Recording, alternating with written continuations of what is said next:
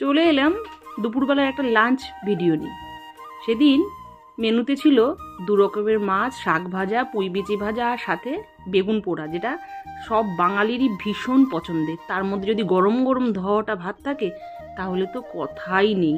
প্রথমেই শাক ভাজা দিয়ে ভাত মেখে খেয়ে সাথে একটু লঙ্কাও নিয়ে নিলাম, কাঁচা লঙ্কা। জানো তো, শাক ভাজা দিয়ে কাঁচা লঙ্কা দিয়ে খেতে না আমার খুব ভাল লাগে।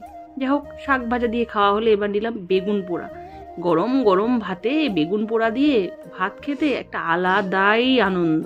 সাথে যদি থাকে একটু কাঁচা লঙ্কা তাহলে তো কথাই হবে না। খেতে খেতেই তারপরে চলে গেলাম পুঁই বিচি ভাজা।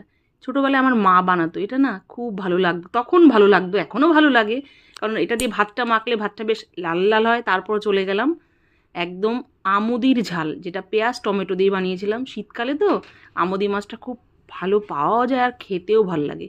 আর আমার কাছে তো মাছ যেহেতু আমার কাছে খুব ফেভারিট, তাই সেই মাছ ছোটো হোক বা বড় হোক, মাছ আমি বরাবরই খেতে ভালোবাসি। যাই হোক, আমুদি মাছ খাওয়া হয়ে গেলেই তারপর চলে এলো গাঁঠি কচু দিয়ে তেলাপিয়া মাছের একদম সিম্পল ঝোল। গাঁঠি কচুটা দারুণ সেদ্ধ হয়েছিল।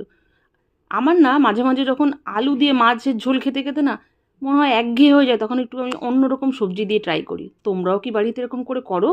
তাহলে একটু কমেন্টে জানিও তো। আর এখন তো বাজারে দেশি ধনেপাতা ছড়াছড়ি, আর মাছের ঝোলের মধ্যে একটু দেশি ধনেপাতা দিলে স্বাদটা না দ্বিগুণ লাগে। আর সেদিন মাছটাও ছিল দুর্দান্ত, একদম ফ্রেশ মাছ।